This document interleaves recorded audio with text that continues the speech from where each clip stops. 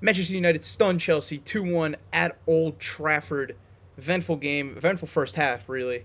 So let's talk about it a little bit. Manchester United started the game, putting the pressure on Chelsea a little bit, and Robert Sanchez makes one of the worst attempts to clear the ball that I've seen from a keeper. Up there with Nick Pope trying to head the ball from 30 yards out of his own box and gets sent off and completely ruins the game for Chelsea. Any chance they had of winning this game was thrown away with that. United dominate the ball, dominate the pressure, get 2 goals, and then Casemiro sent off in extra time in the first half. Boneheaded play. Someone like Casemiro, who's so experienced, won so much, is on a huge amount of money. You're expected to be not only like a team leader, but lead through example, have high IQ. To get sent off there, I know it was a soft second yellow, but you can't be doing that. Um, United, all they had to do was cruise. You have 11v10, just dominate the ball. Don't let Chelsea get a sniff. They made some poor substitutions, Chelsea. You were in the driver's seat, and him getting sent off opened up the second half. Chelsea dominated the ball, ended with more possession, ended with more chances. Didn't have more XG for all the XG lovers out there, but they could have got a result out of this game, and it would have been entirely on Casemiro if they did. Um, just a decent game from United. Didn't perform outstandingly. There's still problems with the squad. The midfield is still unbalanced. Uh, Keeper is still a question mark, but you take these wins and you move on. You got Brentford away next week, I'm pretty sure. You need to go out there, get a result, get yourself back on track. You only got one game a week, so you got time to focus on it. You got time to rest, gather yourself. As for Chelsea, I don't know how much I could blame on the players other than Robert Sanchez. Maresca, with the triple change in the first half, I thought was so stupid. I don't understand. I understand putting on Jorgensen, but putting on Tosin for subbing off both of your wingers is the problem. Not that you have to bring on a new goalie or that you want to bring on another defender because you didn't let up the goal by them.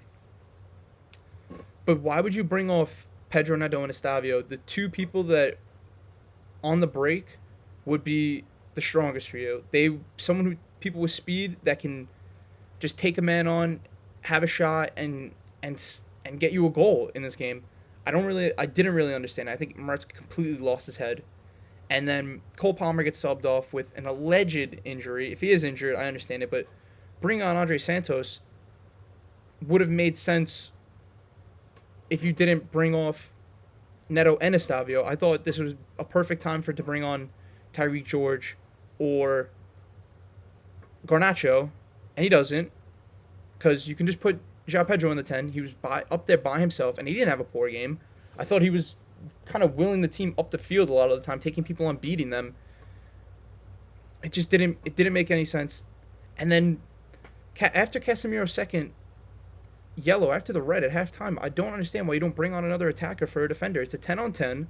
You're down 2 goals. You need to attack. He waits until the 64th minute to bring on Tyreek George. And instead of bringing on Garnacho or Guiu or just another attacker in general, you bring on Gusto, who wasn't really needed in this game. I don't really remember him doing much of anything. You need 2 goals late in this game, and they get a good goal, great cross from Reece James to Chalobah. But I really think that Maresca could have easily won this game if he didn't make the changes that he did. And the players kind of lost their head too. A lot of yellow cards in this game. 1, 2, 3, 4 for the players, 5, 6 for the players on Chelsea. It's the sign of a young squad. I know Tosin and Maresca aren't young; they're experienced, but you gotta get some composure. This team is so young; they have no one really to be a leader per se. You can't be just because if someone else gets sent off, you're down to 9 against 10. You completely throw this game away. So, I think Chelsea really need to gather themselves. They have EFL Cup in the midweek, Carabao Cup in the midweek against Lincoln City, I think it is.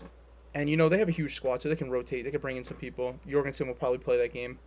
because that would be Sanchez's suspension game. But on the weekend, next weekend, who do they go and play? Because it's a big game for them. They need to get back to winning ways. You haven't won in your last 3 games. You haven't lost one in your last 2 Premier League games. You could have easily lost the game before that against Fulham if the goal wasn't wrongfully disallowed.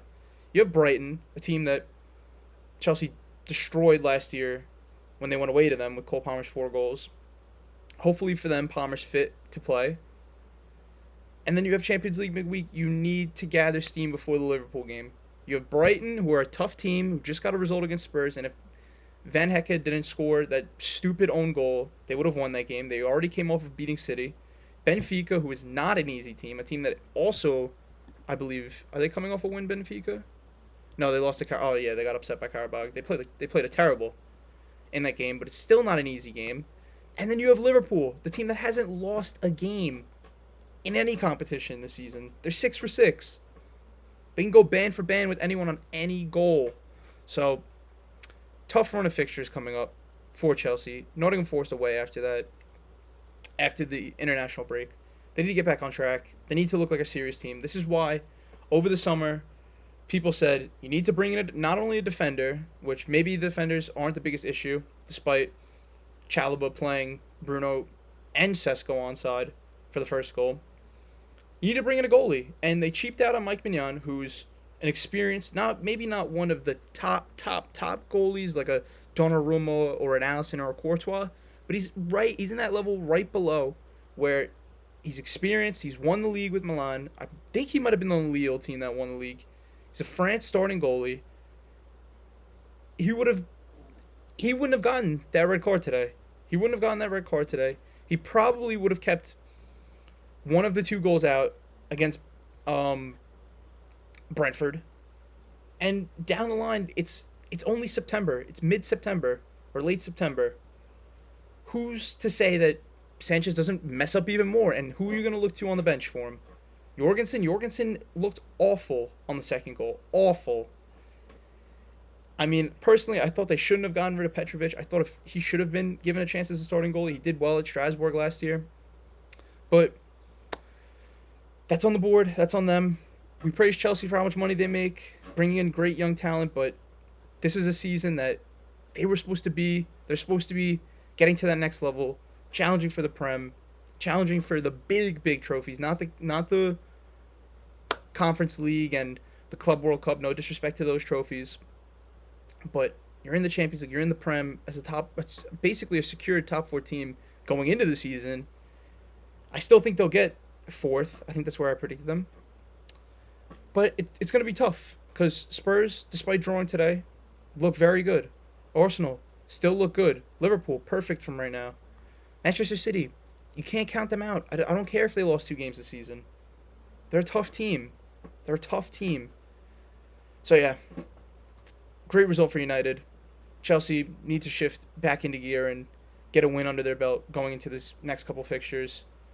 And tomorrow, Arsenal versus City. I'll be there for that game, and I'll see you then.